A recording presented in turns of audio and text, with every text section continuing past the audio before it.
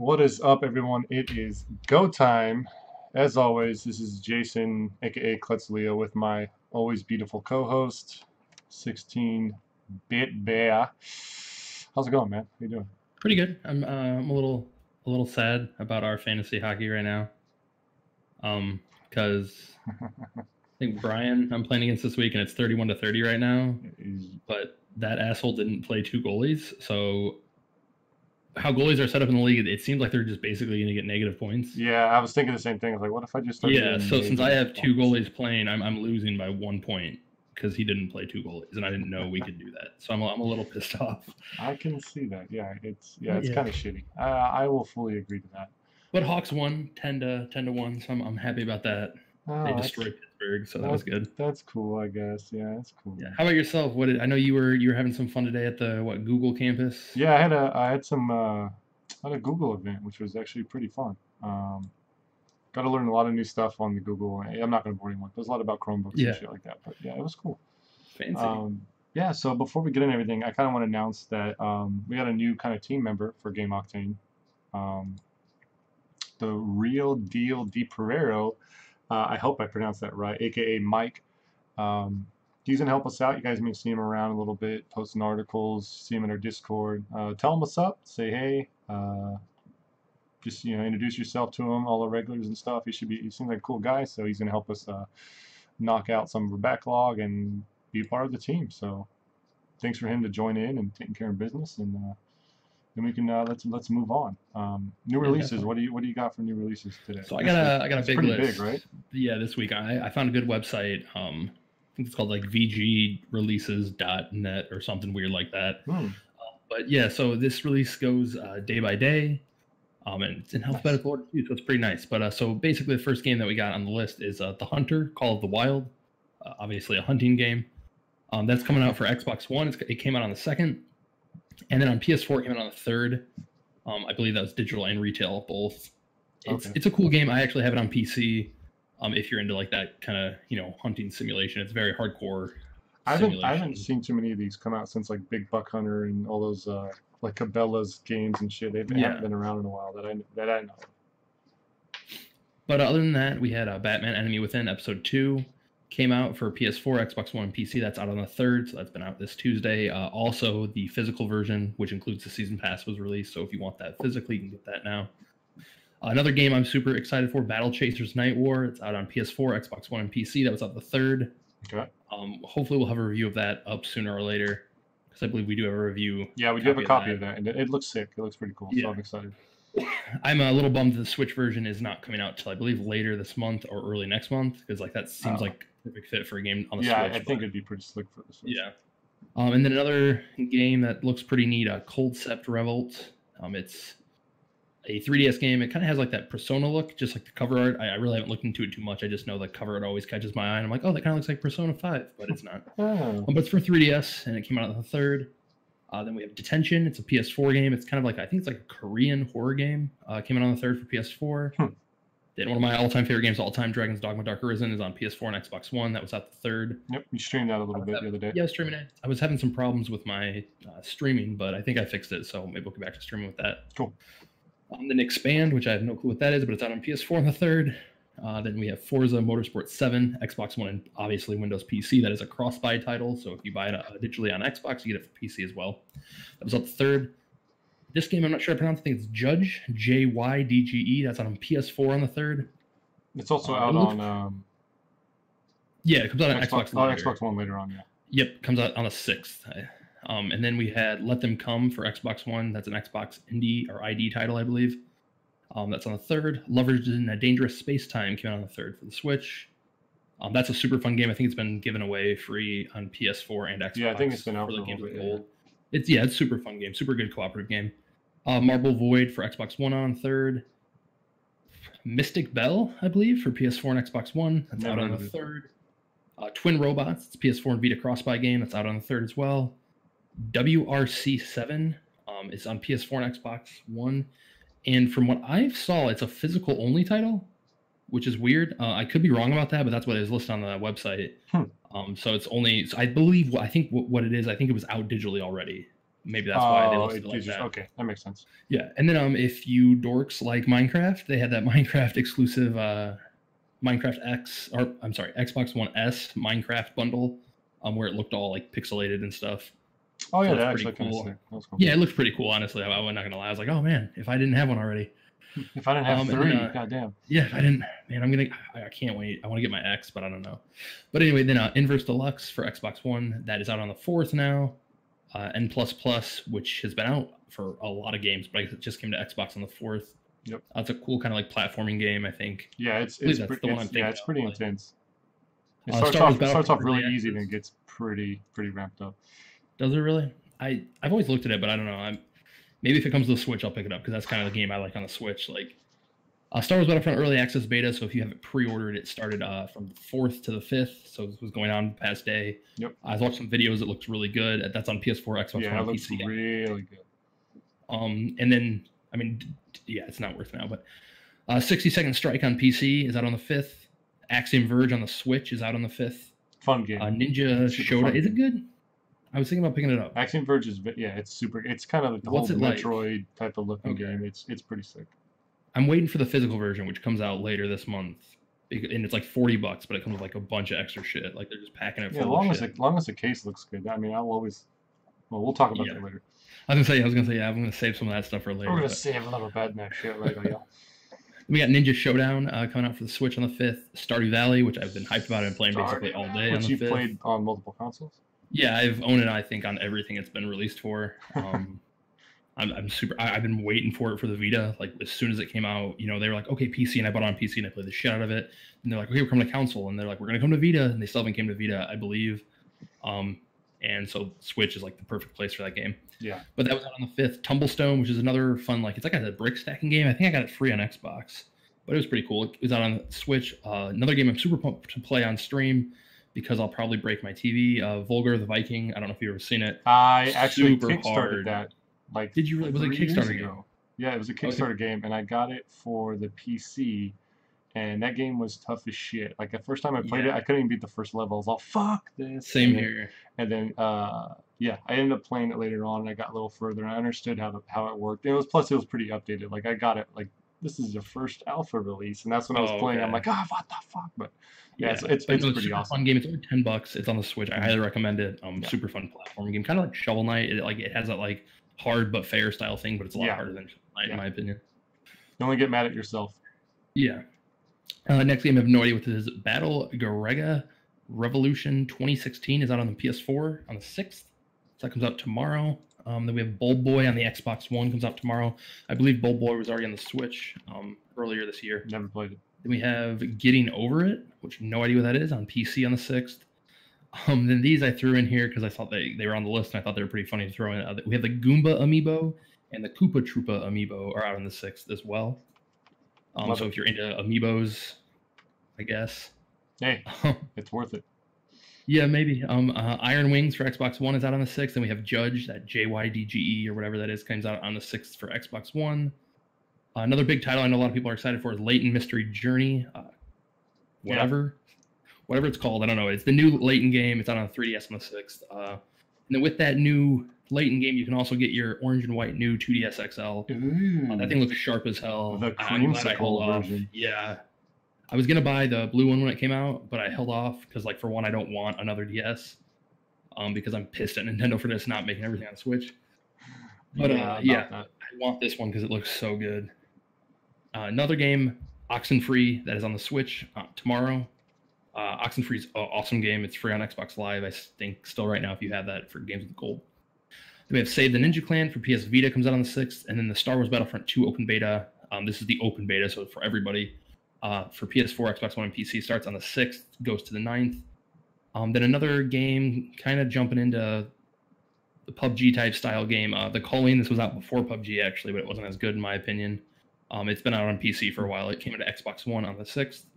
Then we have Zombie Party, Xbox One on the 6th. And this is kind of not really a game, but it's kind of maybe even a news story, so maybe I just put this in here. But the Nintendo World Championship, that starts on the 7th, which is Sunday. Which is fun. Those are fun to watch. Nintendo World Champions always fun to watch, yeah. Yeah, I've never seen them, so I have no clue. But I'll maybe watch like the VOD afterwards. I know Andrea Renee. She's from What's Good Games. She's hosting, so that's pretty cool. Oh, that's awesome. She's neat. Yeah, she's Yeah. slick. Yeah, that's fun. That's yeah. Nintendo World, any type of World Championship is always really fun, like speed runs and trying to like people competing on games. I love it. I love that. Yeah. I'd be fun to be there live to watch. So is it kind of like Summer Games done quick, or I what think is it what kind is of. going I mean, on? a lot of times Okay. it's like they'll do Smash tournaments and they'll do Mario Kart tournaments and they'll probably have Splatoon and stuff like that. So I Okay. don't know exactly what's going on this year, but or the previous years they had a lot of competitions. It's fun. It's fun to watch. Nice. Okay. Well, that's neat. Yeah, it's like But yeah, that's what came out this week. So what have you been playing though? Like, what ooh, have you? I did get to play and I streamed a little bit of Nidhogg 2. That was actually really fun. Um, when I was streaming it, like some guys, my buddy Hux, he was watching. He's like, "Oh, dude, I'm gonna start heading to bed." And I kicked this on, and the soundtrack was so good. He stayed up for like another hour and a half just listening to the Jesus. music. It was legit. It's an amazing soundtrack. We have a review that's on the website. I actually started playing Breath of the Wild again. I Interesting. got pissed off that I was not able to beat this section I was in just to climb a stupid tower, and I found out how to do it, and then I continued on my journey. I didn't do anything else, but I did like two shrines, and I unlocked that tower. And I'm like, all right, I'm moving on again. So I will eventually beat it. I have not, I have not to beat I'll it yet. eventually beat it. I'll I maybe mean, I'll be eventually. honest. I still haven't beat Breath of the Wild. I've beat all the whatever beast or whatever, and I'm Hmm. sitting there. I'm just not. I'm just fucking around. I'm not gonna go fight Ganon yet. I'm just having too much fun in the game. But Yeah, I like I said, yeah. I'll maybe play a little bit. So I finally turned my Switch on for the longest time and got to work because I don't have any other games for it besides that. And I Oh my actually god. finally beat Batman NES. It took me 4 hours and 20 something minutes to go through the whole game, start to finish. I was trying to count how many times I was dying, but the game got so frustrating and I was dying so many times. I just started using save states, so I lost track of how many times I died. But Oh my god. it was beyond counting. Yeah. So that one's done. I'm probably going to play another one. I don't think tonight, but yeah, I'll probably start another one soon to get my backlog done. That was fun. What about you, man? Yeah, I've been playing obviously on stream. I've been playing Dragon's Dogma. I having a lot of fun with that. I kind of got like hit a wall where I was just kind of getting like not bored, but I just wasn't feeling it. So I was playing a Mm, little off stream to kind of like get past that hump. yeah, Played a little bit today, and then I waited for Stardew Valley to come out, and that came out, and I jumped on that, and I've been playing that since it came out about 2 o'clock. awesome. Then I passed out on the couch because I got my flu shot yesterday, and like I'm just feeling like shit, you know, like it's got Yeah, a headache. yeah, And, you always have oh man, like pre-sickness, like just to flush it out of yeah, your it's like system. oh Yeah. Jesus. So I didn't play as much Stardew Valley as I wanted, but then I laid down after I woke up and I just played the shit out of that. But then I also been playing Golf Story a little bit on the Switch, which I think you should definitely check out. I highly recommend that to you because I think that's kind of right up your alley. That Yeah, type of I really want to play retro that. Someone else inspired was game. playing it. I know you've been hyping it up, and when someone else grabbed, he's like, "Yeah, dude, like the golf plus RPG is just solid in this game." I'm like, Yeah. and then To like, me, is that like honestly, like, frisbee golf too, or what do they call well, it? you can unlock frisbee golf, Yeah, or they don't that's what it is. disc golf. Like, Disc golf. you talk to one Sorry. of the guys, he's like, don't call it a frisbee. Like, I was like, oh, that's hilarious. Like, it's got a really cute humor. It's got like just a really neat kind of art style. Like, I love that Mhm. like 16-bit, obviously retro Yeah. kind of art style. Um, so it's just a lot of fun, and it's a great game. And I think it's also steal it. Like, I think it's like $15, or maybe it's 20. But honestly, that game could have been $40, and I'd buy it. So. But yeah, so speaking of games you're really excited about, what are you hyped for, Jason? What are you looking forward to for the next while? Probably the next biggest release, Middle Earth, Shadow of War. They showed When does that come out? real soon. I think it's not next week. I think it's the week after, or it's Because this month. I because know the for sure. reviews are dropping for it right The now. reviews came out today, I think, for it. And Yeah, and they've unfortunately, been we did pretty not get positive. a copy to review. But the first one was super fun. It was surprisingly fun. I wasn't expecting to have that much fun with it. It comes But out yeah. next week. Yeah, sorry to interrupt, but yeah, the 10th. Oh yeah, next week. Shit. Yeah. So Okay. yeah, the game looks really sick. It's been super. We've been getting really good reviews. They took everything about the Nemesis system and just boosted it. Um, I guess the weaknesses. Did you play the first one? Yeah, I love the first one. I So you know how 100% played it you on know how they're like, Xbox. oh, this guy's weakness to arrows Yeah. or something like that. Well, I guess like I was trying to read up on it a little bit. I guess if you're shooting with arrows but you don't kill him, and he goes on like a rage, and like runs away, he will Hmm. then become like immune to arrows. Like Oh, he's like okay. like just he like begins arrow immunity after that. Like if you He'll don't get end up killing him, stronger. Like he'll that's get stronger. So then you have to find a different way to kill him. So it kind of changes the dynamic, everything. So I'm super yeah. stoked on that. And there's a game that's coming out called Elex. I think it's called Elex. I don't know if I'm saying it right, but basically Oh it's shit! I just a deleted it. fantasy science RPG. So it's kind of like Fallout, Skyrim. So there's Oh different way. fuck. So different ways you can play it. I just saw. I remember hearing about it a long time ago, but I hear it's coming out like pretty soon. Yeah, it's. And I actually had this pre-ordered at GameStop because I was like, that sounds like something I might be into. So I'll put $5 on it, and like the box art's kind of catchy. It's by Nordic Games, the THQ Nordic or yeah, whatever I THQ think. North. Yeah, that's right. But yeah, it's like you So can choose. You want to do full fantasy where you have a sword and a shield, or you want to be more science and you have like technology and guns and shit. And it looks really interesting. I don't know if it's gonna be super hyped with all like with Middle Earth and Assassin's Creed and all other all this new stuff that's really right on the South Park, like right on the edge of the horizon. But I think it looks some pretty cool. And I think it'd be something to kind of to sell you over until you get another RPG that you like. So that was kind of cool. I You know, think the reason the game caught my eyes there's a really big there's a collector's edition for it. It comes with like a 10-inch statue. no It's like shit. $120. Yeah, I'm looking at it right now. I think that's the one I have pre-ordered on GameStop. I have no intention of picking that collector's edition up, but I just do that because then they have one in the store, and if I want to buy it later, then I fucking buy it later. But yeah, no, that game looks awesome. I think, God damn it, I don't know my closest. I want to say Helix Game. I believe it's a budget title as well. It's like So 40 instead of it's a not like a full. full 60. I could be wrong. I think because I think that was like one of the driving forces to pre-ordering. Because I know the collector's edition is 120, and I was like, yeah, fuck, let's do that. Let me Hmm. check here because it's gonna annoy me until I look. You do what you need to do. Yeah, it's $50. So I mean, that's So it's not full price, but it's still a decently priced game. It's still yeah. cheap and normal. And And you can still pre-order it on Amazon right now for $40, just to let everybody know if they want to jump over and do that. oh, if you have Prime, you get a discount. Yeah. Sorry, if you get the Prime discount, they still do that right now. So even right now, you can get it for $40, so even $20 cheaper. Not bad. But yeah, so yeah, that game looks awesome. Now I'm hyped for that because that's something I definitely want to check out. But the game I'm super looking forward to is just Assassin's Creed Origins. Yeah, that game's starting to get slowly build like a lot of steam. Like I was like, it's gonna be. I was like, it's either gonna get super hyped up, or people are gonna be like, okay, I'm getting kind of tired of this. I don't wanna. Yeah, I that's the don't thing. want to play I didn't Assassin's look at Creed. any stuff about it. I didn't look at any marketing or any Hmm. trailers or anything. I was just like, you know what? I miss Assassin's Creed because I'm a huge Assassin's Creed fan. I played all of them and then I stopped at Unity or whatever Hmm. because I'm so burned. I bought that game and I just didn't like it. I thought it was complete trash. So I was like, nope, not going to do it anymore. Yeah. I rented what was after that, Syndicate, and I hated how the guy ran because he like threw his arms backwards when he ran, and I just didn't like it. Oh god. So I was like, oh god, I can't stand it. Like, and I know that's a stupid reason to nitpick over a game, but like that's just how I am with games. So I was like, no, I'm gonna jump off that. But I'm super pumped for this one. I love the character. I love that it takes place not in like Europe or America or something like that. I like how it's exploring, other areas of the world and whatnot. So yeah, I'm super pumped for that. I'm gonna get that. Hopefully, I'll stream that, and I'm super pumped to maybe stream Shadow of War when that comes out on Tuesday. Yeah, it looks sick. But yeah, I mean, I guess we got a lot of news stories. I We got a found a lot of bunch of news, stuff. and the game we're going to talk about, I think we've talked about almost every single fucking podcast, and this is the ninth one. And Yeah, it's not only are we going to talk it's a about it huge once, we're going to game. bring it up 3 times during this fucking news section. Yeah, so the first story it goes into, this comes from Destructoid. Mhm. Bluehole and Sony's are discussing bringing PlayerUnknown Battlegrounds to PS4. Obviously, that's, of course, that they're going to want to do that. They're not going to want the Xbox to have that exclusivity. So this came out, I think it came out, Destructoid got their info and a lot of other people from Bloomberg. They talked to Chang, I believe his name is. He's the Bluehole founder. Mhm. He said his company's in talks with all the major console companies about bringing PUBG to a broader audience. So that's cool. That's so that'd like be awesome, sick if you could get on the Switch, wouldn't it? Wouldn't that be? Oh my god, yeah. Honestly, that would be the best.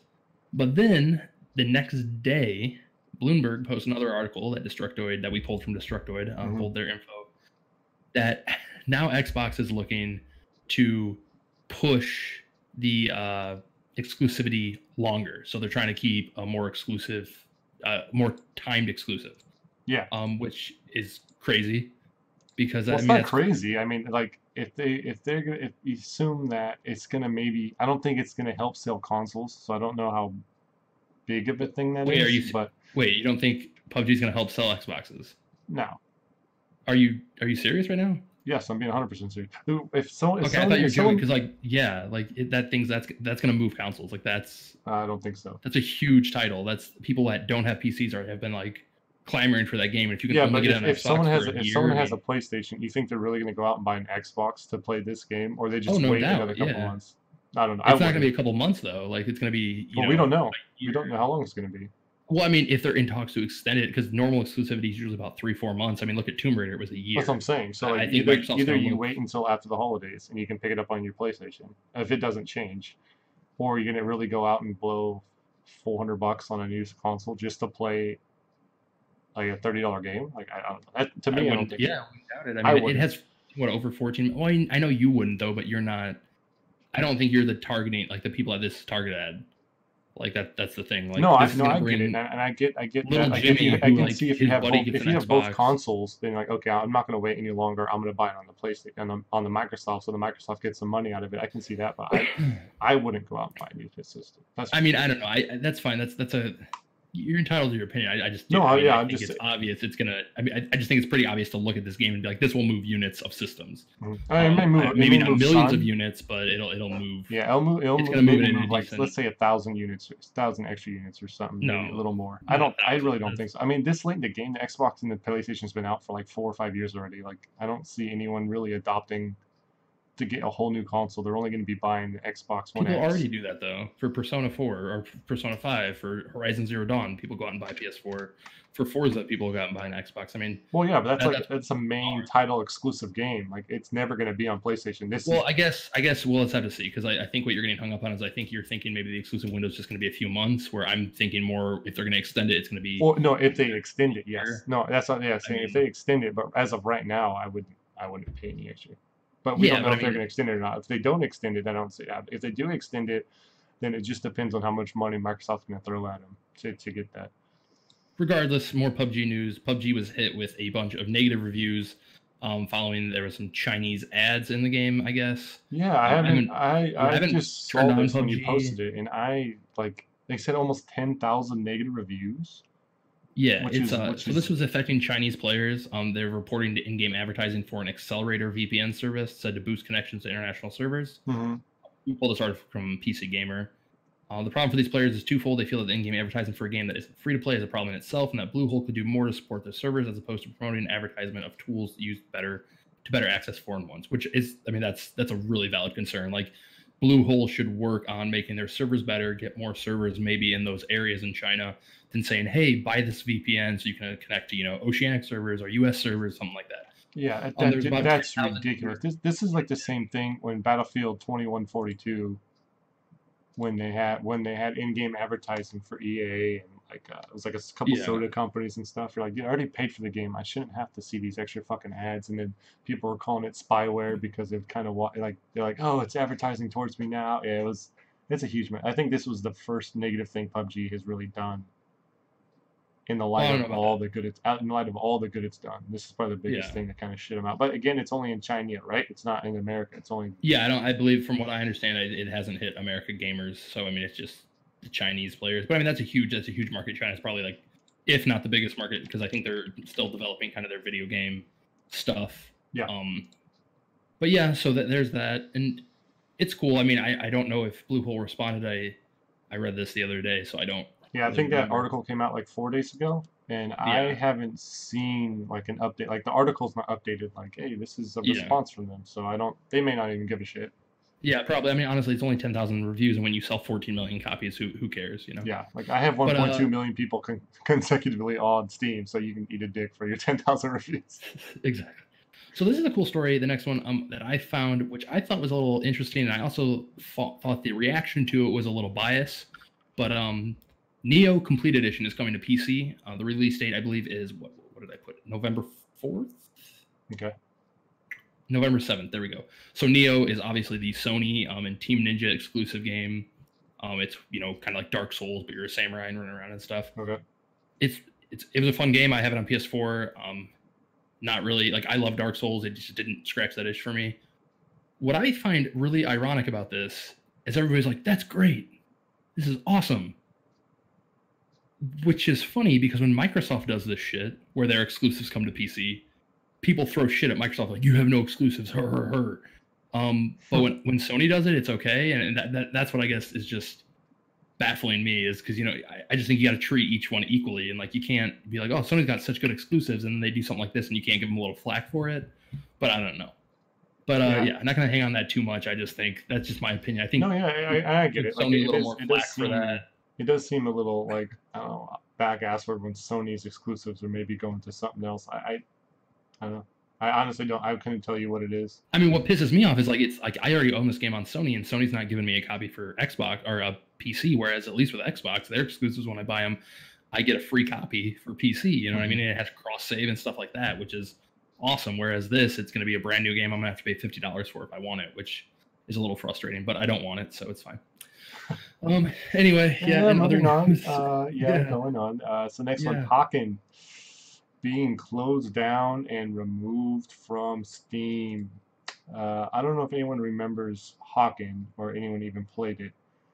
It's like was it like a mech shooter kind of? Yeah, it was like an arena mech game. Yeah. Kind of came out around the same time that Mech Warrior Online came out. I think it came out a little bit before. It Mhm. got to market a little before they did. I think it's been around for about 3 years. It looks like it's going to be officially closing down on January 2nd of 2018. It was a fun game. I played it a little bit when it first came out. I got into it when it came over to the Xbox, and it looks like. Sorry, I'm reading this. There's a. Sounds like they'll be sticking around for now. So the PS4 and Xbox One versions, this is not affecting them. This is right now, as of right now, it's only affecting the Steam one. Yeah, it looks like the Steam. Yeah, they hit a concurrent. They hit a low of 86 players last month. So I mean, you can't keep games around if they're only getting 86 players. Like that's not a good concurrent count. Nope. But this game has kind of had problems for a while.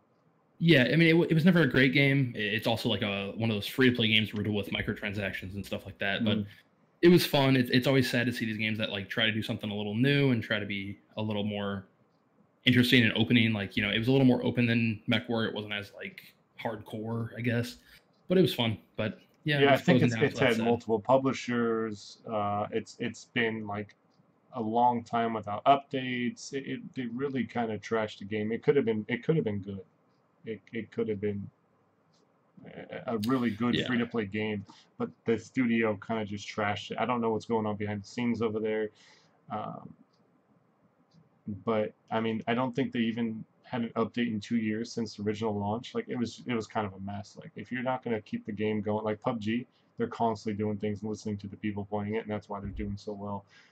These guys did the complete opposite, and you can see what's happening. They're going to literally take it off of Steam because it's cheaper, and they make more money by closing the servers than they would keeping this damn game running. But yeah, it is what it is. But other free-to-play stuff, I guess. We got Game of Thrones Conquest coming out for mobile phones. It's an MMO strategy title. Interesting. Coming out October 19th, so later this month. It's developed by Turbine, which Turbine I'm super big fan of. They make Lord of the Rings Online, which I play a lot. It's funny because my mom actually plays that game like with me, like every Christmas. Like when I was in school, we'd break it out during Christmas break. We'd just play the shit out of it. But yeah, so it looks like it's going to be developed by Turbine, which I believe they're in good hands. I know they kind of shut down some of their, not shut down, but they kind of like downsized their MMO stuff because I believe they sold off D&D Online, and Lord of the Rings Online I think got sold off. I'm not sure. I can't remember exactly. I don't know if they do anything with Turbine anymore, but regardless, I know Turbine was like, hey, we're going to focus on mobile stuff. And this was a few years ago I read about this. So this is cool. Like they're focusing on this. You can go to the Game of Thrones Conquest website and you can pre-register, and then you'll get some bonus gold resources and special gear when the game goes live. So definitely do that if you're interested. That comes out October 19th. Yeah, nice. That's really good. But yeah, there's that. On iOS and Android. They'll do both. Yes, all mobile. Same day, October 19th. So it's coming up in 14 days. Yep. And speaking about PlayStation and Microsoft, we got some big news from PlayStation. PlayStation a couple big news. has changed management. So Andrew House, the guy that I was making fun of on the last podcast, I believe, is no longer the president and chief executive officer of Sony Interactive Entertainment. He's replaced by President John Kodira, who I have no idea who he is, but I guess John was the deputy president, so he was working alongside Andrew for I believe the last year.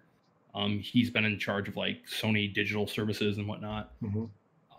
It's weird because if you read the full press release, I mean, they don't really say why he left. They just say he's gone effective immediately. Andrew was a huge like proponent to like who PlayStation is today. Like he's the not the reason, but he's a huge contributing factor of why PlayStation's on top now. And it is a little weird. It just kind of disappears. That you just take off. And there wasn't a little more like, hey, I'm stepping down, blah, blah, blah. But it isn't surprising because PlayStation also did this with Jack Tretton, I believe. Mm-hmm. I believe that's who it is, Jack Tretton. When PlayStation 4 first launched, boom, they were smash hit. Jack Tretton left like right away. And people were like, what are you doing? Like, why are you leaving? And he's like, I've done everything I needed to do, So maybe Andy here, maybe he's all set and he's ready to pack his bags and try something else.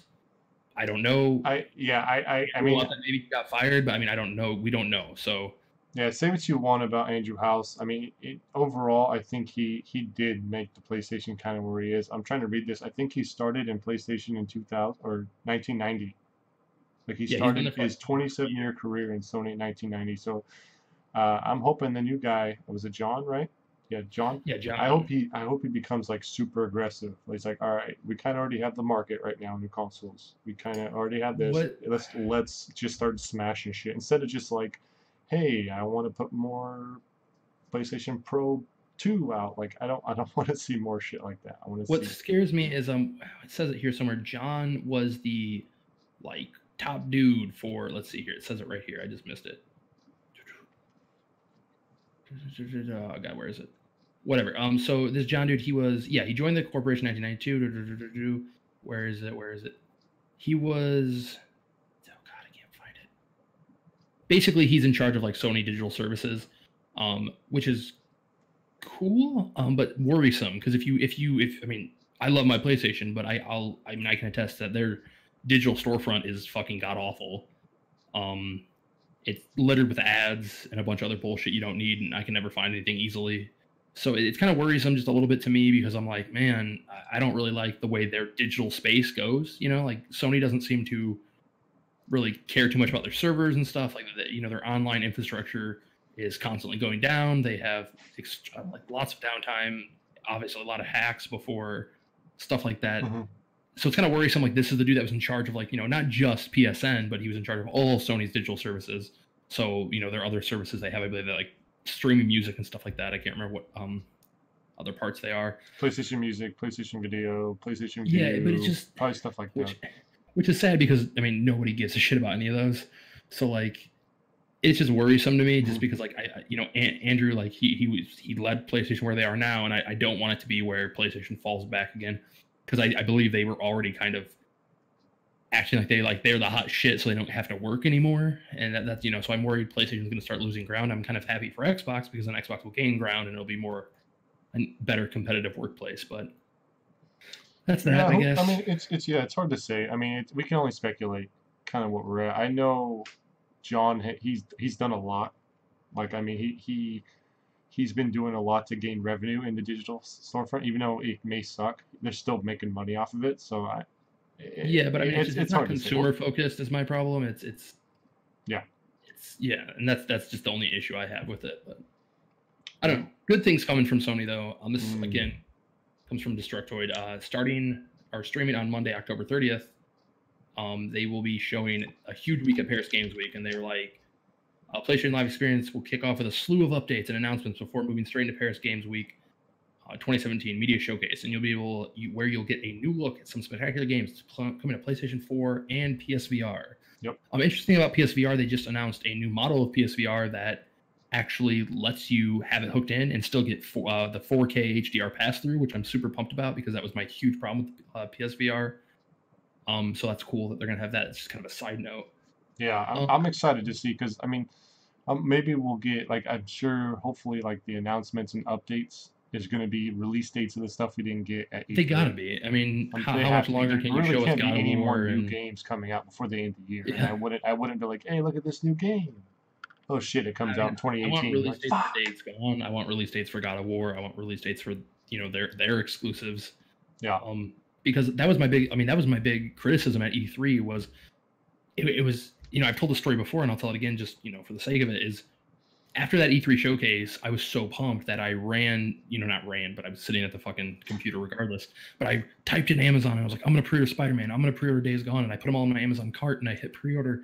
My wife's like, oh, cool. When did they come out? And I was like, shit, like, I don't know. And because they didn't show us a single goddamn release date at E3. Yep. And like, that's why I was like, when people were like, "Oh, Sony won E3," I'm like, Sony didn't show us anything at E3. They showed us the presentation, the trailers, everything was awesome, but there was nothing to back it. It was like, look at this cool shit, and everyone's like, yeah, it's awesome. And like a couple minutes later, you're like, so when does it come out? And then you're online, like, okay, you can't figure out when it comes out. It just says 2018. Cool. Thanks for nothing. Yeah, like 2018, spring next year. It's like, oh my god, give me a damn release date. And I understand games are more fluid now, and I just think they need to be a little more. I wish they would just have a little more, not concrete, but a little more transparency of when they're coming out, just so like we kind of know what to look forward to, I guess. But regardless, I mean, I still think God of War is going to come out like March, early summer, or early, what is that? Whatever March is. Q2. Anyway, who cares? Because we have another mode. Fortnite, more Fortnite news, which we've been talking about for the last 3 podcasts, I believe, as well. Yeah, so this is a horde bash, which sounds exactly what it is. Basically, you and 3 friends have unlimited time. You basically build your fort, and you build it as best as you think you can. And once you think it's good, you trigger the button, and the fort will drop. And you have a horde mode where you have to protect anyone. And the longer you last, the more resources and the more rewards you get, which are going to be more, more heroes, ammo, stuff like that. So I mean, this is. Go ahead. You should note that this is Horde Bash is an update for the vanilla Fortnite game. This is not a mode that you get with the free-to-play version of the, PUBG, whatever Fortnite they call it, Fortnite Battle Royale. This is not a free mode either. This is, you have to right now own Fortnite, the actual physical, not physical, but the actual, early access version or whatever you want to call it. Mm-hmm. So I mean that's neat. It's cool that they're supporting the game. I think I think kind of like reading the tea leaves a little bit. I think what they're seeing is the core gameplay of Fortnite isn't holding players, so they need to add maybe a new style of game. It's a little scary because, like, I mean, it's cool that they have a Fortnite, and it's cool they have a horde mode. And it's cool that they added this new stuff. Yeah. But like I said, it's a little. To me, it's like I'm just a pessimist, but I'm like, man, is Fortnite really doing that bad that they need to add like another game mode to try to get people back into the PvE? I haven't seen any announcements on like player base yet. Like I know a lot of people are playing it, but I don't know what the numbers are, and they're not announcing it like PUBG is. They're like, oh, dude, 1.2 million. Yeah. Like, is it because they're not as high as that and they don't feel like they need to? Well, I mean, it's a different game though. It's I mean, I don't think they want to compete with PUBG like the vanilla Fortnite does. I think. I get that. I get that.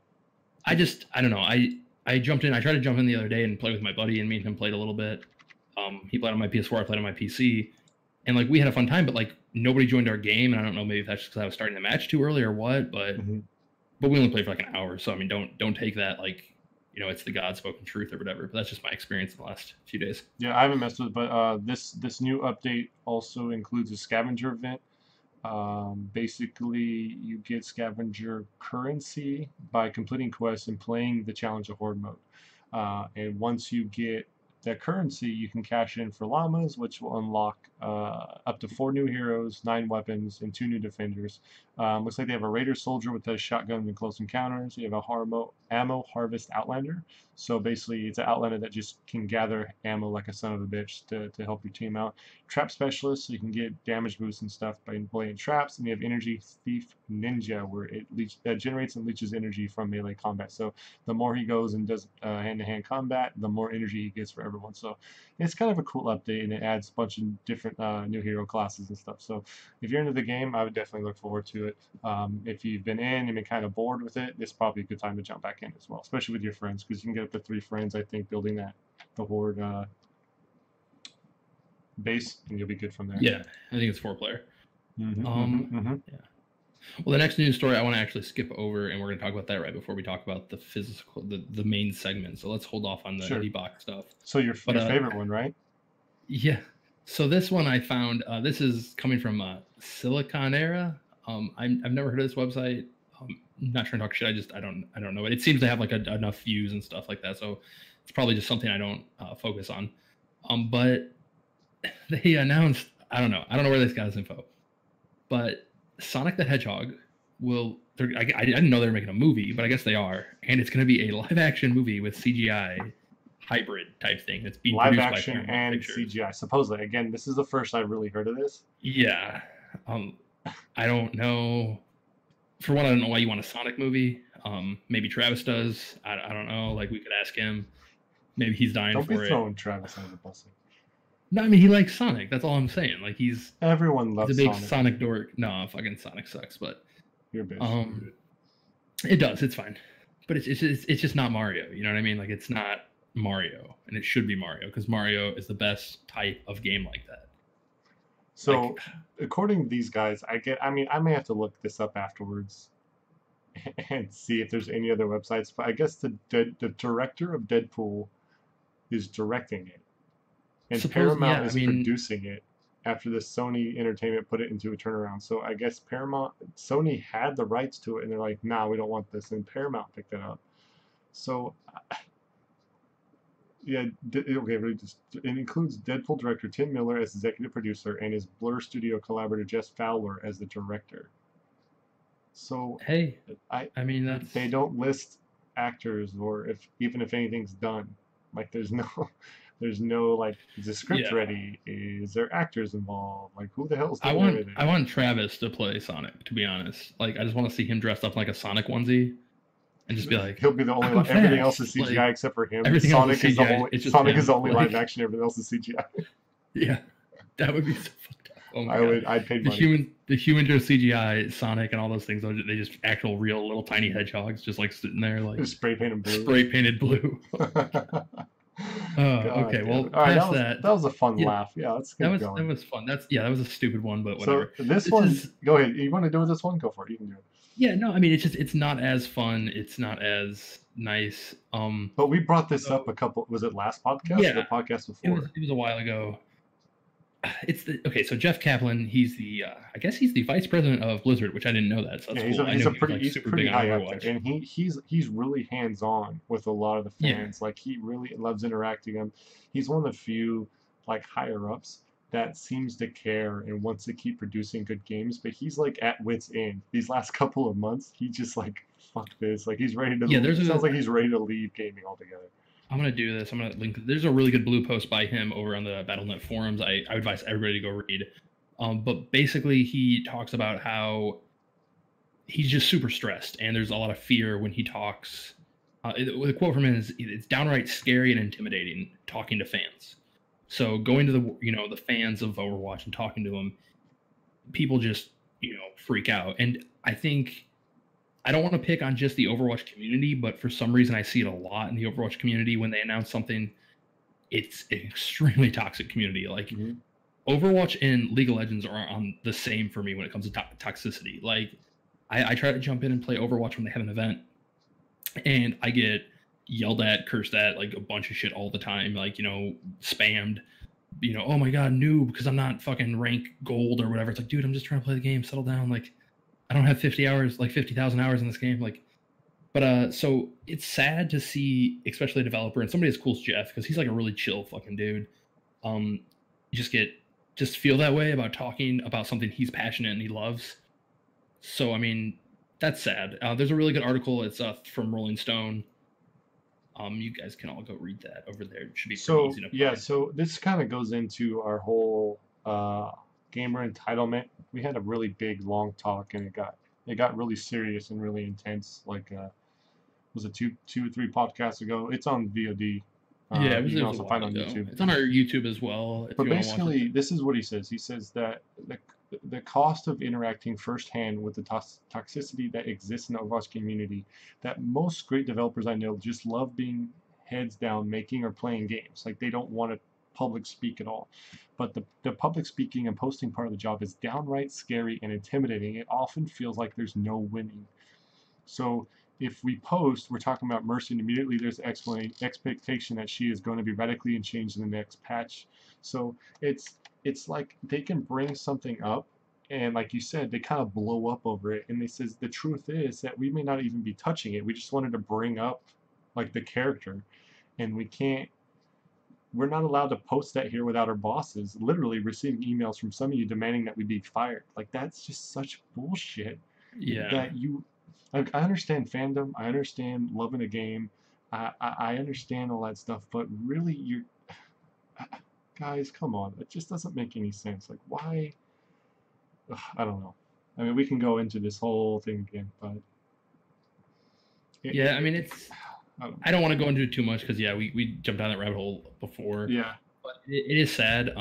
But I think it's also maybe a good indicator of like maybe this is why developers don't talk to us. There was another really good thread on Twitter. This game developer talked about like this is why like game developers are so candid, or not candid. Maybe I'm using that wrong.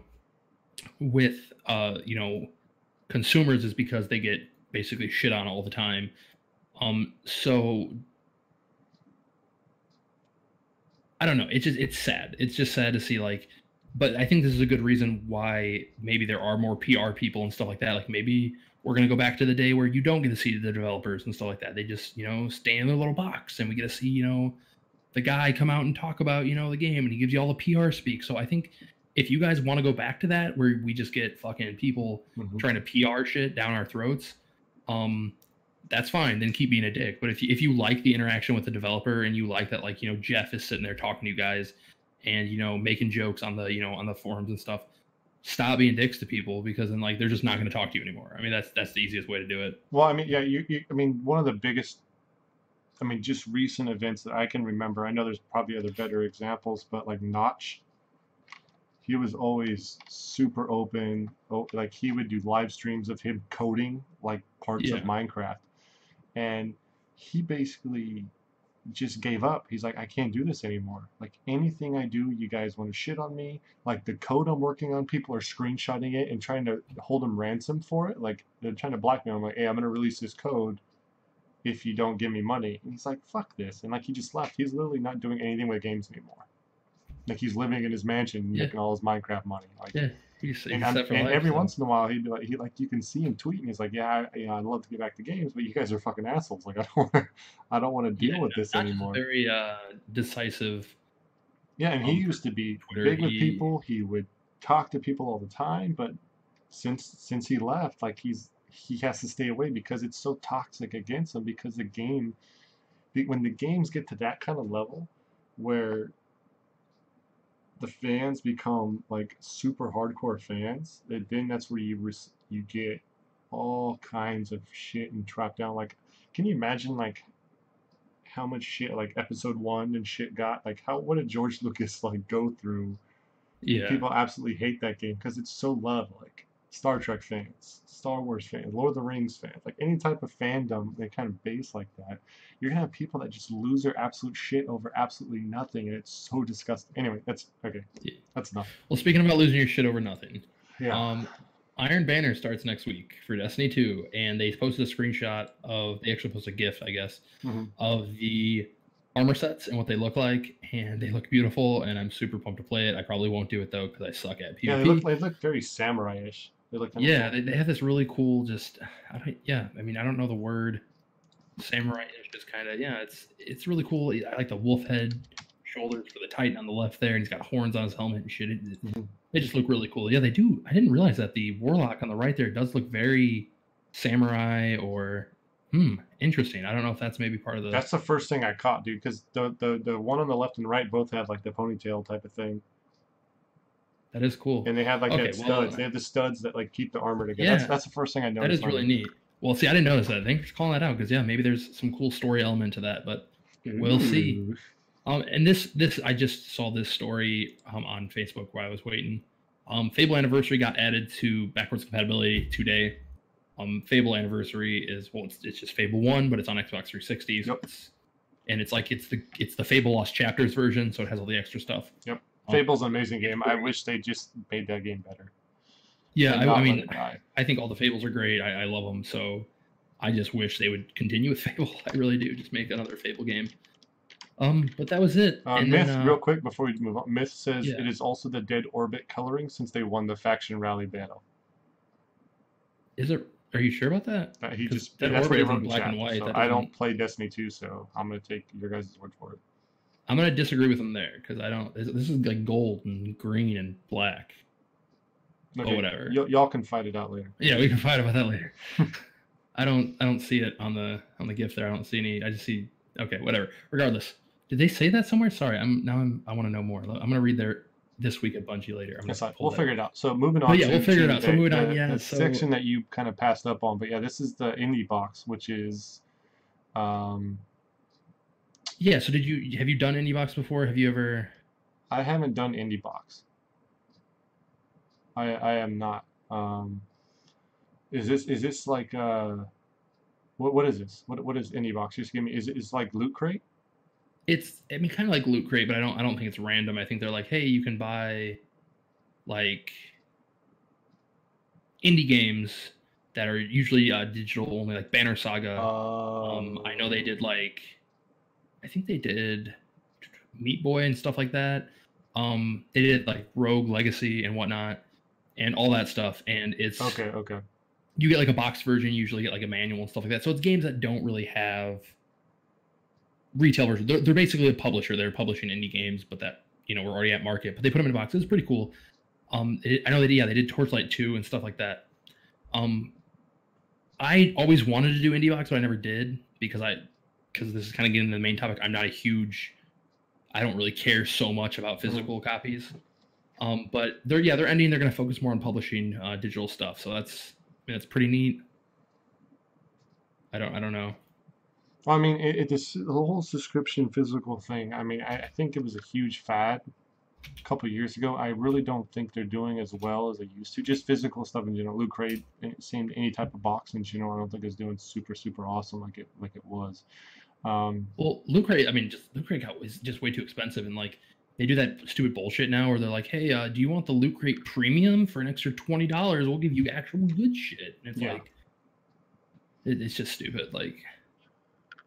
Yeah, but I think that by them getting away from this physical and putting their money toward publishing, I think it's a cool idea for indie people in general that maybe they can get a game that didn't have enough money to get some decent name and push that they could at least like I said they're keeping their head in the game and they're keeping going forward, which is awesome. Yeah. So that's pretty awesome. Well, I mean, it sucks that they're losing subscription. I mean, I guess I'm trying to read it. It looks like they're still getting their add-ons from some of the So if you already had Banner Saga or what was the other one? I just closed the page. Invincible Ink. Invisible Ink. You're still gonna get those, and they're gonna still ship out everything, so they're not cutting anybody over. But yeah, I mean it's whatever. Like it's sad, and this just kind of using this as a jumping off point to our main segment, our elbow deep segment. Oh, you want to do itching and burning? Want to do elbow deep? Oh yeah, shit, let's do that. Yeah, so the itching and burning. This is just something I just want to gloss over. People are super pissed about Forza 7 microtransactions. I looked into it a little bit. I don't really see the issue with it, but maybe I didn't look into it enough. I also don't play Forza because I'm not a dork. But no, I do play Forza. I like Forza Horizon a lot. But I don't know. It's one of those games like when I play Forza, like I bought Forza Horizon 3 and Forza Horizon 2, and both of those like I bought like the $100 edition, and then you buy the $25 fucking VIP pass and shit. So like Forza is always a game that like cost a lot of money. The microtransactions, they took away some features that were already in the game. Like you have to get mods now in these loot boxes that you buy. What? Really? And the mods will like change like, oh hey, you get a bonus if you go with drive assist off and shit like that. And stuff like that was in the game before you could just turn off yourself. The problem is these microtransactions are not in the game yet. They're launching as you can just use your regular currency, and they're going to turn it on later that you can buy coins in place of using just like your CR credits. So I don't get why people are freaking out, because what they're saying is like it's balanced for not buying microtransactions. But if you want microtransactions, you can. So I don't know. I don't see the issue. I know a lot of people are pissed. I know a lot of people hate microtransactions. You know, Um, microtransactions have a really, Negative connotation, I yes, a think. very negative connotation, but it really, I mean, I know a lot of microtransactions in some games are just cosmetic, and I don't know if this is a cosmetic thing or if this is like your car is No, going to it's be not a cosmetic. shit ton It's better because you pay this money type of thing. well, That's a it's not. different story. Yeah, it's not that. It's like you can get modifiers that will be like, hey, if you like, you can drive at night now, and Hmm. like on this course, and you can use it 5 times, and you'll also get a 30,000 credit bonus if you complete the race. And you're like, cool. And before you could just be like, hey, I want to do night driving, like stuff like that. Like maybe that's a bad example because I know like maybe you can just do night driving. But like, okay, so before, have you played Forza before? No. Okay, so Forza, if you play on certain difficulties, like you'll have like a driving line that'll tell you like where to go and when to Yeah. accelerate and when to Okay. brake. I've seen that. Yeah.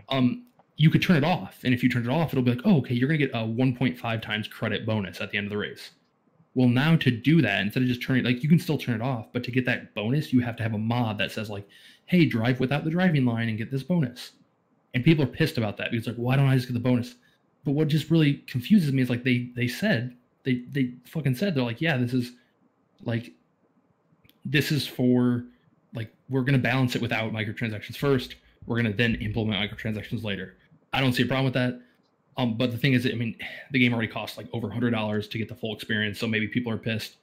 I err on the side of like games are still super cheap. Games have not gone up in price in the last like 20 years. So we either start spending a few dollars in microtransactions or we start buying like $300 games. I don't know. Maybe we can talk about that for a different topic some other time. But Sure. yeah, so there's that. Are you ready? Yes. The main event, elbow deep. Just going elbow deep. We are talking about physical versus digital. I'm pretty sure we're on opposite sides of this thing, so it should be pretty fun. Oh, really? Myth. Price to play video games. Tune in next week. It may be. It may be. Who knows? Next But week on GameOctane Ball. I mean, I'm not going to assume. But are you basically on digital? You're saying digital is the way to go. Is that what you're kind of going with? In some places. Okay.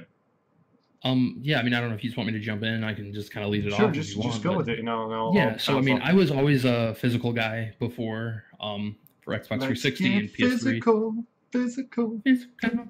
But yeah, that's where I stood. But that's also because I worked at GameStop, Mhm. and I would buy used games. I would trade in my games constantly. I'd buy a new game, and 2 days later, I traded in. That's just how I was. And then I realized with the Xbox One when it came out, I was still working at GameStop when they launched, but I was like, I'm gonna go with digital because then I can't get rid of my games. I can't waste my, quote unquote, waste my money by buying a $60 game and then turning around and selling it for $25. So I started with that, and I realized that I really like that. I enjoyed the ease of digital. I know it's stupid, but with my short attention span, like it's really fun to be able to be like, I want to play Halo and click on Halo and be like, no, I don't want to play Halo, and not have to like get up off the couch, which I know sounds like a fucking lazy ass thing to do. And like, but it's just what I'm saying is just the ease of access, with digital is so nice. Yeah. I like that my collection's all there whenever I want it. I don't have to carry it with me. I don't have to, drag it around. Like, oh, with my 3DS, I was really pumped because I got like a 64 gig card and I just downloaded all my games digitally. I don't think I have a single physical 3DS game. Just because, especially 3DS games, it's annoying. Like when you take your 3DS somewhere and you have to, bring your little Ziploc baggie full of cartridges so you have other games to play, or you have, your big carrying case and you look like you're 12 years old and you're like, no, I'm an adult, trust me. Like, that's kind of my problem with the Switch is like, or with the Switch, for some reason, I'm just really attracted to the Switch cartridges. I really like the cartridges. I really like their cases. So I'm all digital or all physical mostly on the Switch. Mm-hmm. Most of my big title games, like, Mario, stuff like that, Mario Kart, all those things I bought physically because I just really like the red on the case, on the little spine there, and like, the white wording. It looks really good. But it's super annoying because like when I take my Switch, I have to put it in my little Zelda case with a big picture of a Link on it, and I have to take it and walk around with my little Zelda purse, and I kind of look like a dork, and I really don't like, taking that out in public. But so yeah, like I also think digital is the way of the future. I think physical is holding the media back. If we didn't have physical games, the price of games would go down because they'd be like, oh hey, we don't need to pay GameStop and we don't need to pay this distributor and we don't need to pay this guy to hold it in a warehouse. Yeah. We can sell a game for $40 and still make money. and I just think that's that's why I like digital. I just like things digitally because it's the fucking future. You know what I mean? And like it's Johnny Mnemonic or whatever. Like Shot it. I'm it's like, get the fuck out of here. it's just it's like the fucking Get shit the like that. fuck out of here. Yeah, it's just that's why I like shit digitally. I like that I can access it from other Xboxes. I don't have to bring my games along, shit like that. But I mean, I know I don't hate physical things. I still have my PlayStation collection is a lot of physical games because again, it's just the cosmetic. I like the look of the case. I like the blue case or whatever. I have all the Yakuza games. I'm getting those in physical versions because I want them. It's just it's stupid things like that. Like it's like with the indie box thing. The reason like with the Yakuza especially is all like Yakuzas, like the Yakuza 0 came with like what that little like business card holder and the business cards, and like Yakuza 0 came with, or Yakuza Kiwami came with like a steel case and a cool book, and like the new Yakuza collector's edition comes with like 2 glasses and it's stuff like that. Like my problem is like if I buy physical, I want there to be a reason I get it physical. Because like why would I pay the same price if I get it digital? I don't know. And another big thing with digital is I really like preload on Xbox and PS4. I can preload my games and I can hit play at exactly midnight and play the game, and I don't have to drive to the store. I don't have to wait in line. This is kind of harkening back to our talk about Destiny midnight release. Midnight releases, yeah. Went to, and there was like 8 people there. Like maybe I should have got it digitally because then I wouldn't have had to go out. Fun, but I don't know. That's the side I fall on. I'm a primarily digital gamer. I mean, obviously, I think that harkens from I was a huge PC gamer, so I have a lot of Steam shit. I have like 700 games on Steam. And those games are all fucking digital, of course. I don't think you can get. No, they still have Steam games. Yeah, they come with a stupid fucking code. Yeah, I forgot about that. But yeah, I don't know. I know you. Yeah, maybe you are on the other side. I thought you'd be more too, but no, I personally am more physical. I mean, everything you bring up digitally, it makes a lot of sense. And you're 100% right. I prefer the physical copies because I like seeing like the artwork, the covers. I like getting pieces with it, but the problem is once the physical copies like wouldn't come with any inserts at all. Like they don't come with manuals anymore. They don't. Yeah, like that. That's what drove me away. They don't come anything like that. So it's like, do I really just need this disc? But I still feel that physical console games are cheaper than digital console games. No matter because of the retailers needing to get rid of their stock, you're going to get more discounts on them, and you can get physical games much cheaper than you can digitally, depending on the time of year, depending on what it is. Yeah. But like Black Friday, they're all it's all physical copies. If you're talking about the Steam sale, but that's PC though. The PC. No, I'm not saying Steam sales. Yeah. I mean, Xbox and PS4 both have their holiday Black Friday. They have their holiday sales, but they're not they usually don't seem to be as cheap. No, definitely they're not the same price. I mean, I'm not saying they never go on sale, but I feel like the physical copies will go on sale quicker than the digital versions, and sometimes they even go cheaper because not only can you get it on sale, maybe you have an extra coupon. I mean, maybe you're getting the reward zone like Best Buy or Amazon, where you're getting another extra 20% off because you're buying it. Yeah, that's crazy. But the consoles, if you buy it directly from the console, you miss out on some of that. Granted, it may not matter that much. I feel like Ruben's been saying some things. I know the prices don't change from physical to digital, even though it is cheaper for them to release it digitally than it is to make a disc and make a case and design all that and ship it. The prices are still exactly the same, so they get more of a profit on digital. I don't mind if they get more profit. Like I don't really care on that. But I've been mainly physical for all consoles. I don't think I really get many digital games. Hardly at all. Maybe I got Shovel Knight. I think it was the last digital game I actually purchased. But like everybody's golf, that's physical. Zelda, physical. All like he also mentioned, having the physical is like all the collector's editions that you get. Like you can't get a digital. I mean, I guess you can get digital collector's edition, but they're usually MMOs, and you get like skins and A pets and bunch shit of that follow bullshit you around. usually. Like I have like the Pit-Boy Collector's Edition. I have this Batman Arkham Asylum Collector's Edition. I got a Batman statue over here with the Collector's See, that was a Edition. big thing for me though. I got burnt by a lot of collector's editions. I used to buy collector's editions all the time, and Hmm. Borderlands 2 was the most fucking garbage collector's edition. It was Yeah, yeah. I'm not $130, I saying, and think. yeah, I'm all agree. They're not all that great, but No, that's yeah. No, I'm not trying to paint with a mhm, broad brush and say they're all bad, they're all good or whatever. But no, it's just I think that's what kind of drove me away. It was when I worked at GameStop, every collection edition that came in, I always got first dibs. I'd open the store and I'd see which ones came through the POS and which ones could pre-order that day, and I'd put money down on them or whatever. But I just got so burnt with them because it felt like the quality in a collector's edition really dropped off there for a while, uh-huh, where game companies were like, let's just throw a little plastic statue, a 5-inch statue, and just call it good. yeah, Okay, so I bought the collector's edition of Morrowind, the yep, expansion for Elder Scrolls, yeah, and I got the fucking. It comes with a big dwarf, mech dude statue or yeah, whatever. It was broken when I opened the box.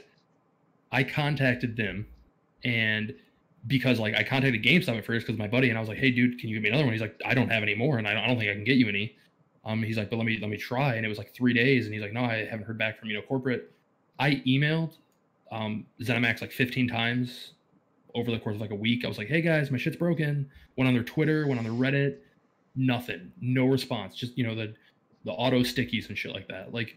And then luckily my buddy was able to find me one, all worked out. But that's the shit that pisses me off. It's I spent $100, $200 on the collector's edition. I get something that's it's garbage, and you don't want to respond. Why wouldn't I just buy it digitally? You know what I mean?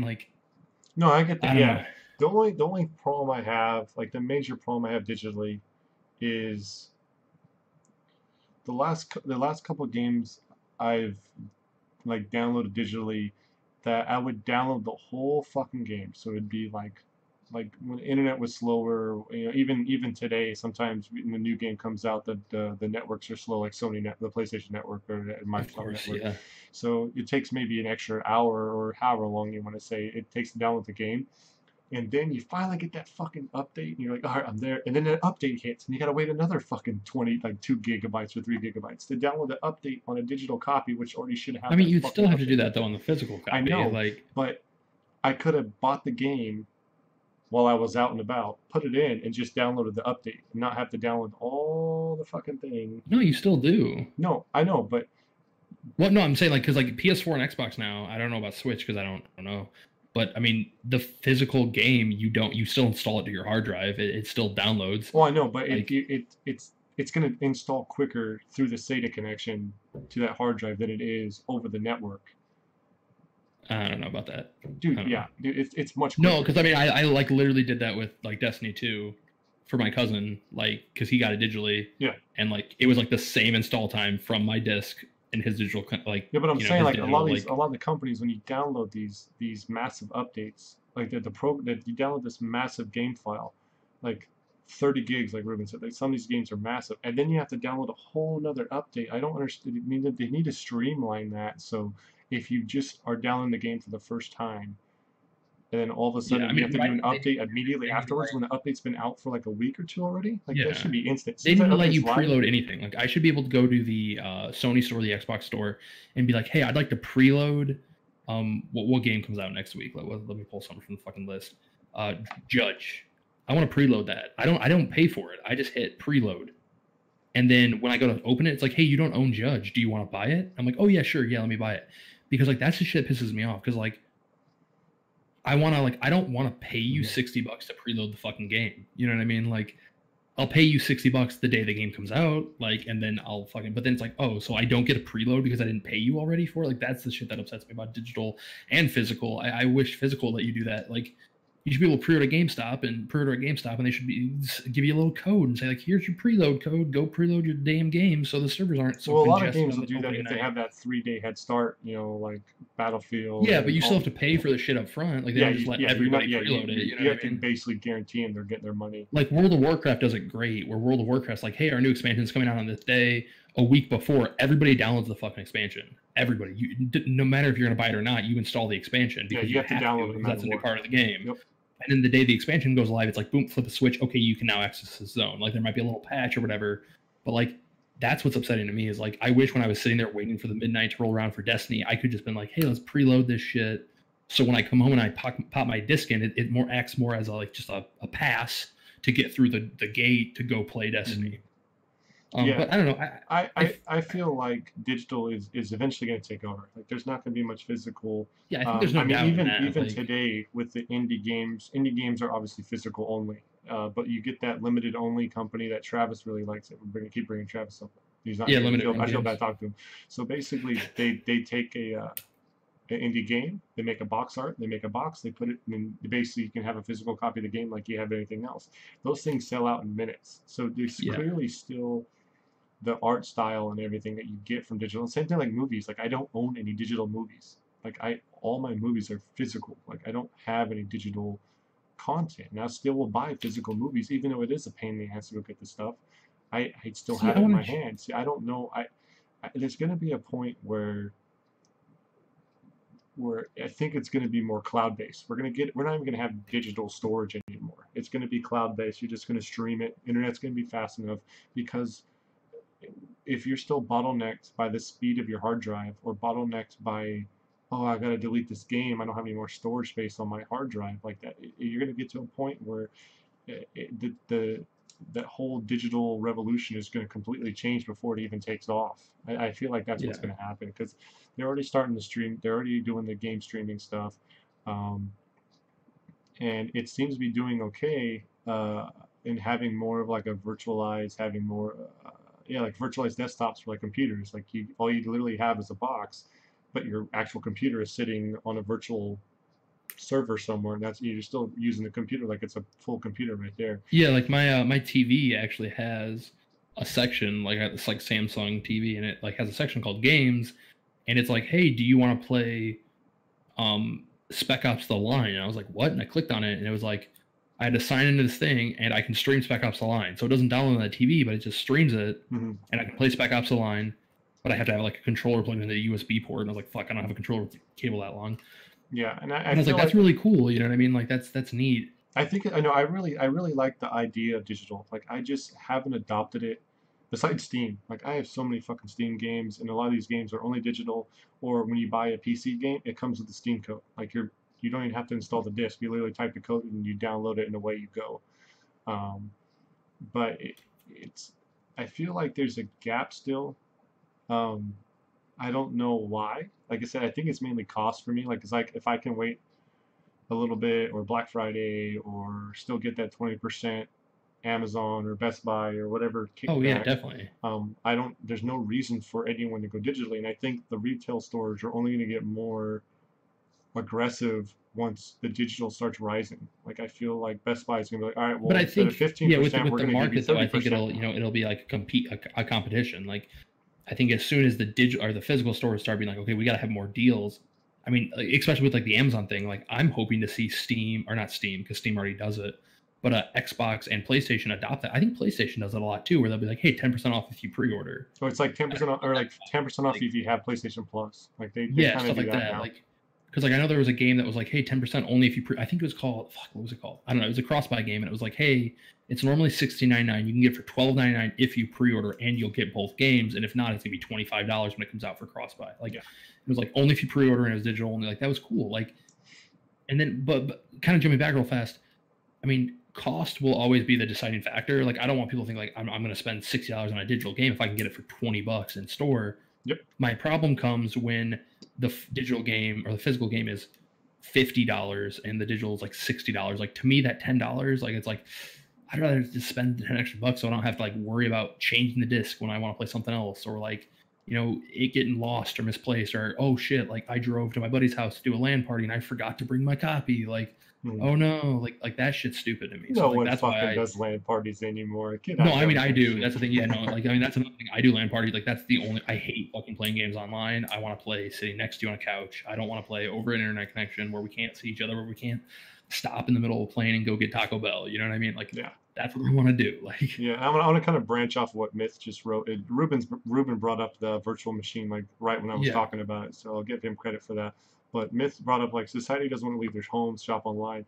I don't know if they not so much want to leave their homes. People just want things instantly. It's It's kind of an entitlement convenience. thing. I want it now. I don't. If I have to get up out of my chair, that's precious time. Like me being like a dad, like you have more time and make less noise by turning the console on and checking a game Yeah. instead of opening up a cabinet or pulling the box out. Oh shit, I dropped a couple games. I woke the kid up. I'm not gonna go back and forth.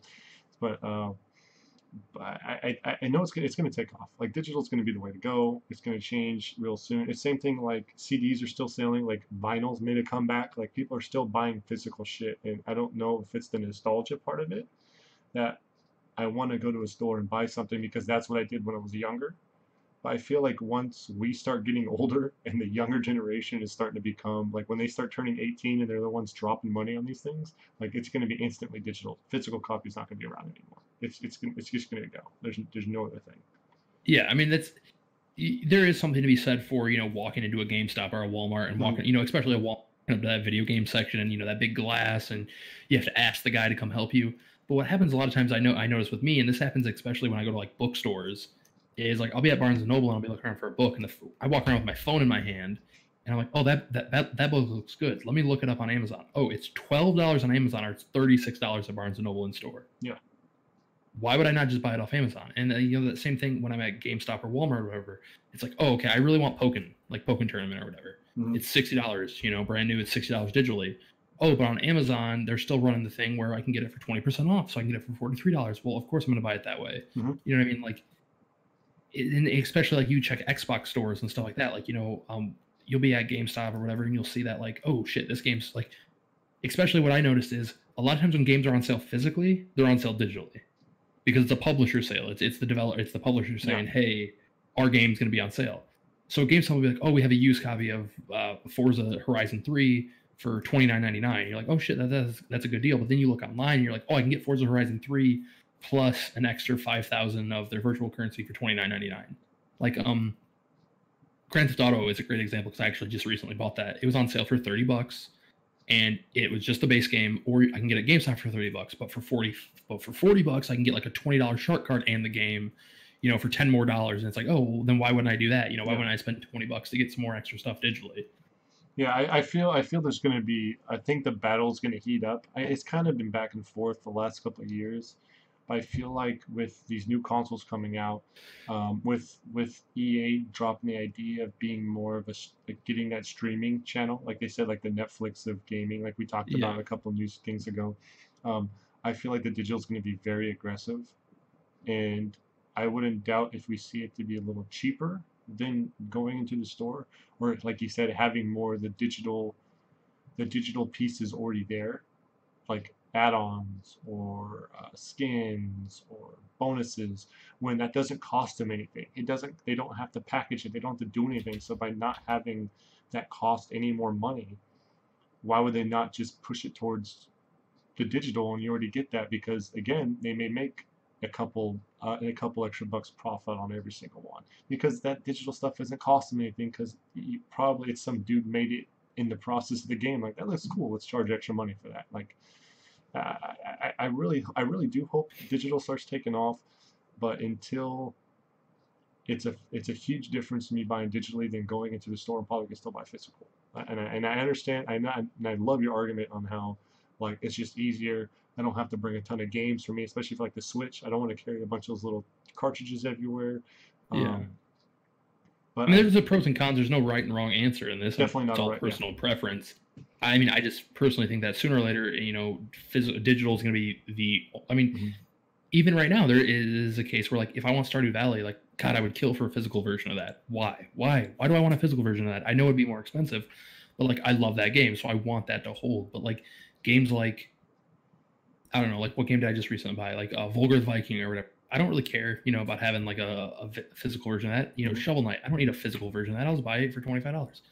Like, so stuff like that. Like, that's. I mean, it's sooner or later you're only like certain games aren't going to have physical versions because I highly doubt Shovel Knight is going to release a Switch physical version. I know they did for PS4 and stuff like that, but I just don't think they're going to do it again for the Switch because Switch is kind of a special case where you need to have that price parity where it needs to be the same price point physically and Yeah. digitally. But So that's why I think they're going to stay away from that. And if especially with Nintendo, if they push stuff like that and make it's and Sony and Xbox obviously push the same thing because a physical game can't be or a digital game can't be $5 cheaper. It would be nice if it would be, but it isn't. And I understand they need to make their money and they need profits and stuff like that. So that's I understand they need to keep those prices the same, but I hope that when stuff does go more digital, maybe prices reflect that there is a less cost, and even if they don't, $60 for a game isn't too fucking bad. I mean, Yeah, it's at a price point that's been around that way, like you said, for years, like 20 years of games. They've always been around the $50, $60 price point. I think yeah, they were mainly usually 50. They kind of jumped to 60 to 70 the last couple of years. Um, but yeah, I mean, between physical and digital, like I said, I'm still gonna stay physical, at least for a little bit longer. And like I said, unless I mean, it's hard to say. Like all the Steam games, I will buy physical. You'll never see a PUBG physical copy, and that's one of the highest selling games the last couple of this whole year.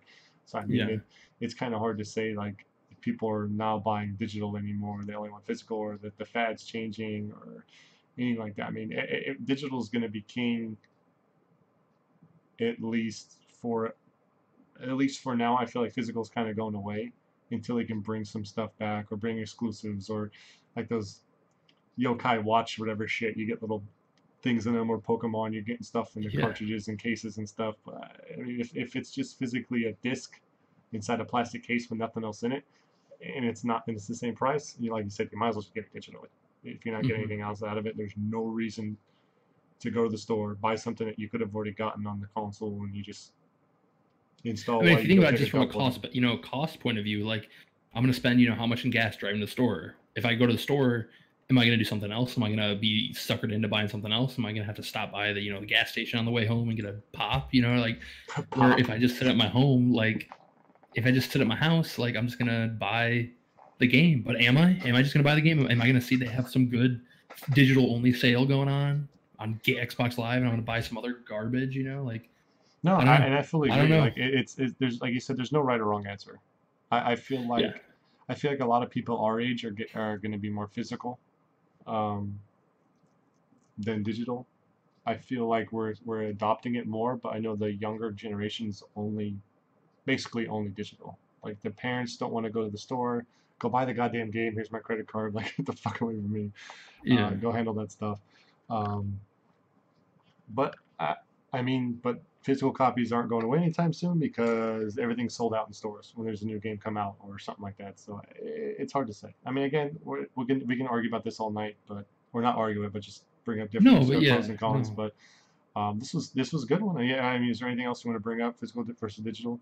No, I mean that's yeah. I mean, we can just go around in circles and talk about it, but I think you covered all the points kind of at the end there, wrapped it up real nice. I think there's no right or wrong answer in this debate or whatever you want to say. I think it's It's going to be just a personal discussion. preference. I mean, we're not really debating. It's Yeah, not. It's not you like know what I not mean. like But the retro one like we had last week. but yeah, no. Well, and then jumping off for a point, I think that's kind of what pisses me off. Is like retro gaming. Like you look at that shit, and I go to a retro game store and they want me to spend $70 on a freaking fucking N64, and they want Yep. me to spend $30 on a copy of fucking Wave Racer, and it's like, are you kidding me? This game's like 30 years old. Not really, but like maybe it is. I don't know. But it's like I can go download the emulator for that for like literally free. Like that's the stuff that annoys me because like man, just put all that shit online or something. Let me buy Wave Racer for $10 on Steam. Like I don't know. Let's not go off on that tangent, but you know what I mean. Like Yeah, it's like I'm stuff like I'm that gonna where I bite my wish. tongue, and we're gonna let it sit there. We're not gonna go any Yeah. further on that because that could Oh be a my god. whole another fucking night of shenanigans. I don't think we're gonna be good. Yeah. But yeah, other than that, I think we're good. Um, thank everyone for watching. I think we had about good 9, 10 people the whole time. So thank you everyone so much for watching, especially those of you on the East Coast like Matt. That's probably about what 1:30 now. It's 12:30. I'm on Central, so I'm a little Ah, not too Central. far Oh, ahead. Mike is East. He's in New Yeah, Hampshire or something like Mike. that. So yeah. Again, thanks for checking us out. We have a few new reviews, hopefully, been coming out soon. Um, say what's up to our boy Mike, the good old the real deal. I love that fucking name, the real deal. Unfortunately, he wasn't able to make it tonight. He's got work tomorrow. But yeah, Wow. check it out. Way to not show up on your first day. Jesus Christ, That's man. first day. God. But yeah, check us out. We're gonna have some more stuff coming in. We have a lot of reviews to do. There should be done. I'm not gonna be able to stream tonight. I'm gonna get to bed because it's been a rough couple of days being out of town Yeah. for the whole Google thing. But other than that, thank you for watching. I don't know. Do you have anything going on stream wise this I week mean, that not people need not to know? really. I mean, I'll probably, of course, I want to stream tomorrow. I'm going to stream hopefully later that night. I want to stream some Final Fantasy, jump back into Final Fantasy 3, so check that out. Okay. Also, jump in our Discord if you guys haven't already. We have Discords down below. And then also, hopefully, me and Jason will be playing WildStar soon when he finds some time. Oh God damn! So if you want to play we keep WildStar talking with about us, that. We keep talking about it, and it just keeps. yeah, We we'll keep figure running it out of out time. one day. But yeah, if anyone wants to play a game, let us know. There's a game that you guys. I know you guys have been kind of doing Destiny once in a while. I don't have Destiny, unfortunately. If anyone wants to do like Fortnite or whatever, PUBG, I still haven't got that game. I probably will sooner or later. But yeah, other than that, we're good. I don't want to keep dragging it on. Thank everyone for watching. Again, I am Klutz Leo, aka Jason. Go ahead and Yeah, call us I'm out. Matt or Matthew, whatever you want to call me. But you can find me at Twitter at 16_bitbear. Follow me, yell at me, argue with me. I have fun, so Cool. just hang out. All right, everyone. Have a good night. Thank you for watching, and we'll see you next week, Thursday. Good night. Love you guys.